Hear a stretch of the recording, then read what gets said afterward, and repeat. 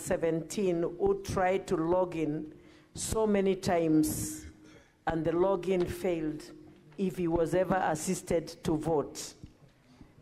And I would also want to ask, this is a very heavy matter of impeachment. And when we look at the system, it had problems. How come you continued with it and allowed MCS to vote through the same system which had they had difficulties in voting for an impeachment? This is a heavy matter. Thank you, Mr. Speaker. Senator Wamatinga. Thank you very much, Mr. Speaker. My question goes to the IT expert. You know, in the age of cybersecurity, I waited for you to mention what kind of firewalls you had put to ensure that we do not have unlawful intrusion. If you did have such a firewall, would you kindly provide us with the logs that showed that there were people who attempted to log in and they were actually denied entry? The second question is, why was it not easy for you to use randomly generated passwords instead of you designated passwords to the MCAs which could be manipulated? Thank you, Mr. Speaker. Senator Shakila. Thank you, Mr. Speaker. Mr. Speaker, it is unfortunate today we are doing the job or the work of the MCAs on how they voted, whether they voted or not, which is not our work as a Senate, Mr. Speaker. Mr. Speaker, we can as well call those the MCAs to come and vote here to establish the truth of the matter, because it seems now the doubt is how they voted, who didn't vote, and how many times, which is not our work.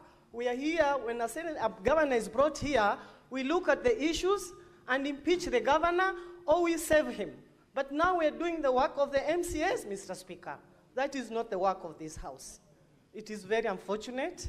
We either bring those MCAs here to vote before the eyes of the senators to establish the truth of the matter and close this case once and for all. Thank you, Mr. Senator Speaker. Wakoli. No question there.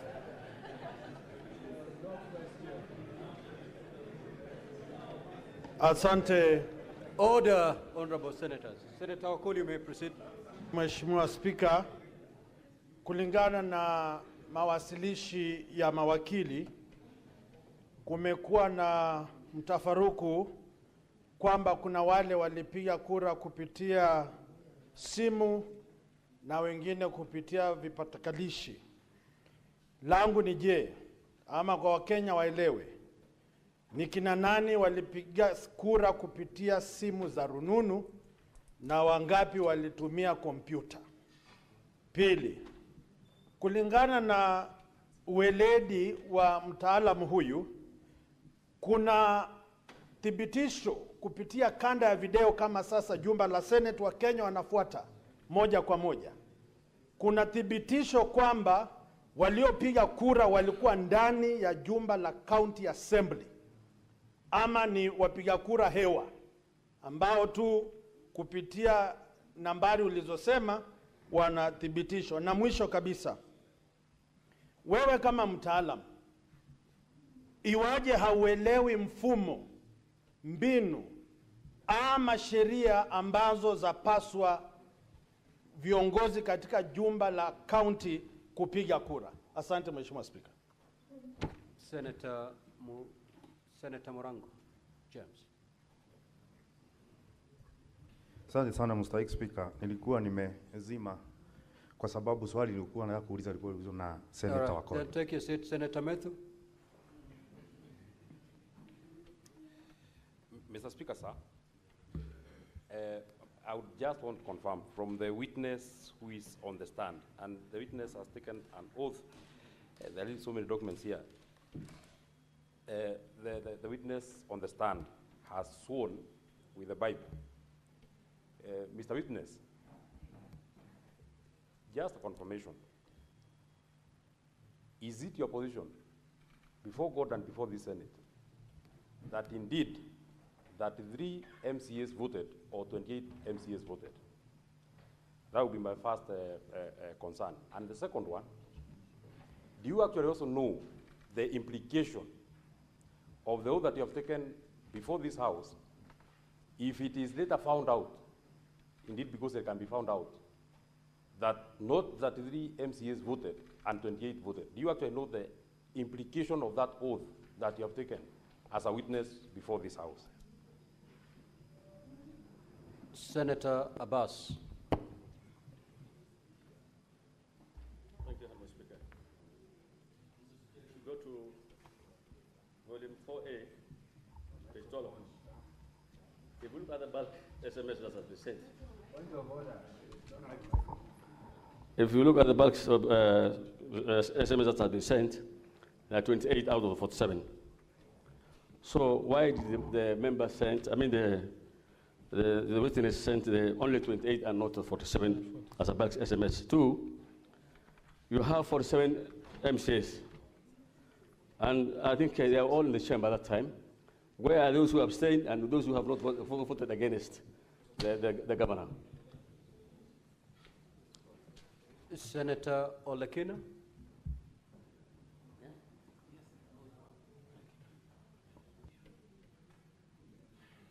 Thank you, Mr. Speaker. Mr. Speaker, let me just get some clarification in terms of the IP addresses. I was listening to the counsel for the governor cross-examining the witness and referred to the issue of the IP address.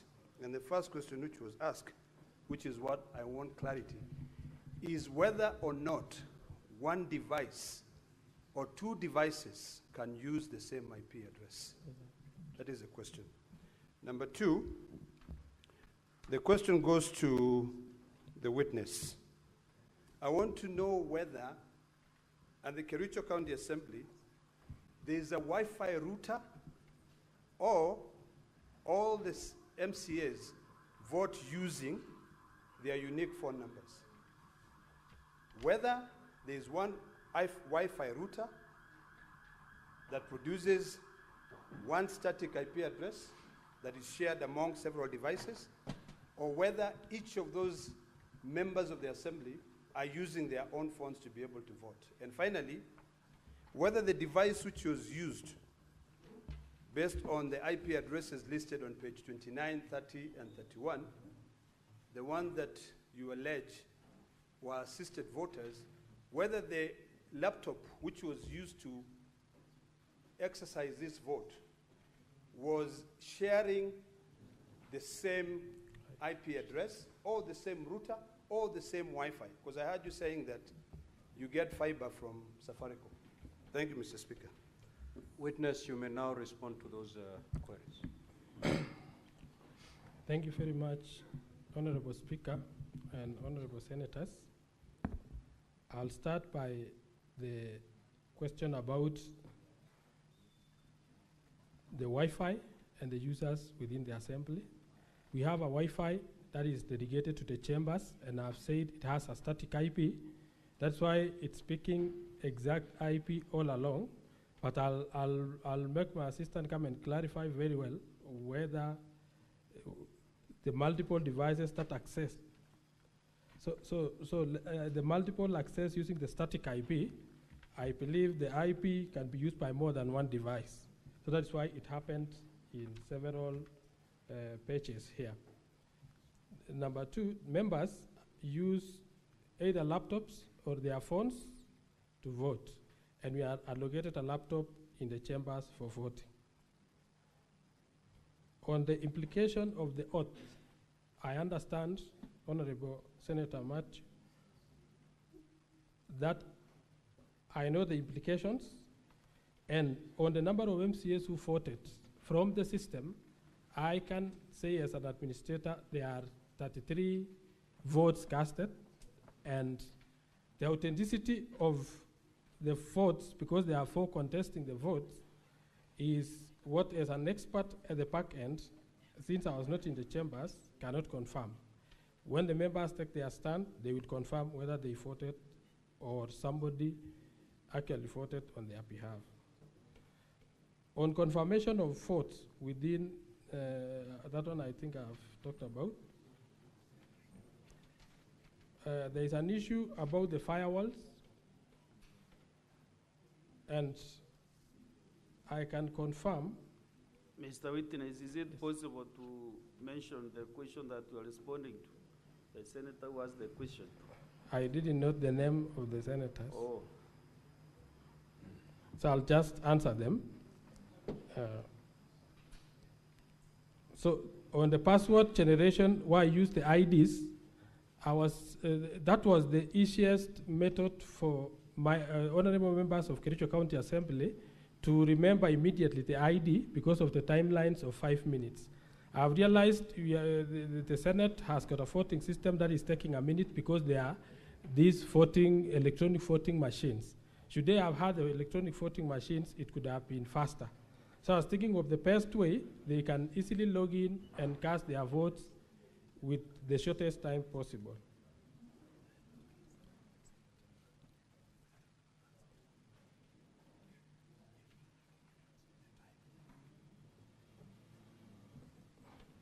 The issue of alternative voting when the electronic system failed is available in the standing orders where they could have taken a roll call, but at that time the results didn't indicate that there was an error or there was a problem with the votes since it recorded 33 votes. So the other members who didn't vote remain in pending. That shows they didn't trigger the voting pattern, and that is why under the display dashboard, we only have 0-0 because they didn't log in to either abstain in the system or vote no.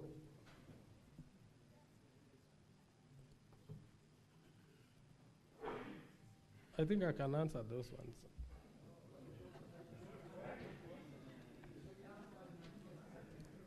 I've not chosen to answer. I'm trying to. The decision to use data processor, the decision to use data processor or data experts. I think I didn't get that question correct. Honorable Senators, you know, if the questions have not been answered, it is you to make the decision at the end of the day in one or the other. So you cannot force him to give you answers that he doesn't have. So if you are done, then we can step you down and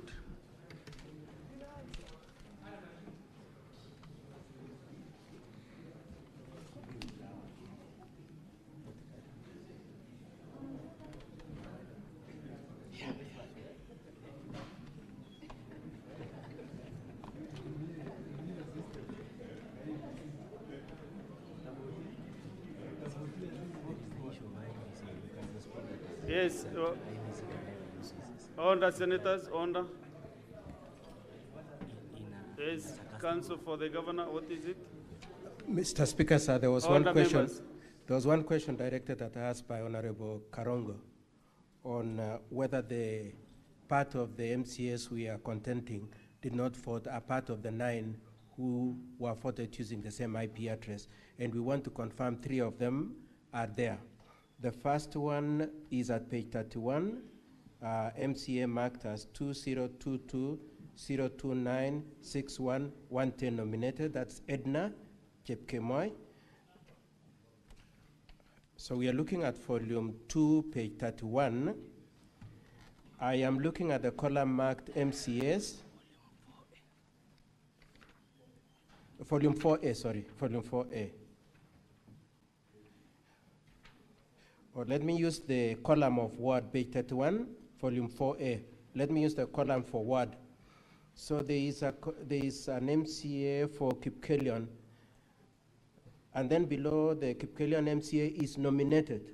That is the one, the nominated one is Edna Chepkemoi, who was voted for, and the affidavit is at page 128 in volume 1 of the governor's bundle. Then the next MCA is in the column of words is Cheplanget, and that is Hilary Bosuben Kibet. And this affidavit is at page 121 of volume 1. The third one is at page 32, and is the MCA for Kukerwet, Martin Cheruyot Kiplangat, and this affidavit is at page 121 of volume 1. Thank you, Honorable Senators and Mr. Speaker, sir.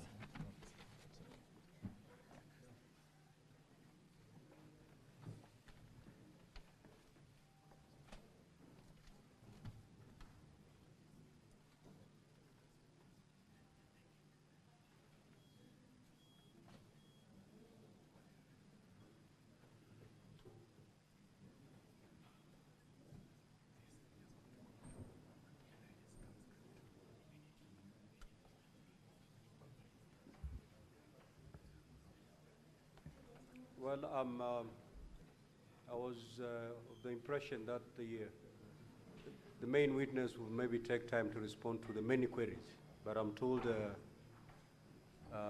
he opted to leave it at that. Okay, so were there any queries directed to any other party other than the witness? So that we proceed. Okay, so then we will. Now, honorable senators, before, yes. There was a query that I raised, but I thought both parties would respond to it on whether we should take the logs as they are, considering they were extracted by one party without the involvement of the other party. And I referred to the 2017 presidential election, where some precedent was established. So I don't know whether the Governor's Council is happy with that. My observation on that. Now, before we allow the team from the County Assembly call the next witness, there was a request that had been made by the Council for the Governor, and I want to proceed to make a ruling. Council, just take your seat, please. Okay. What is your point of order?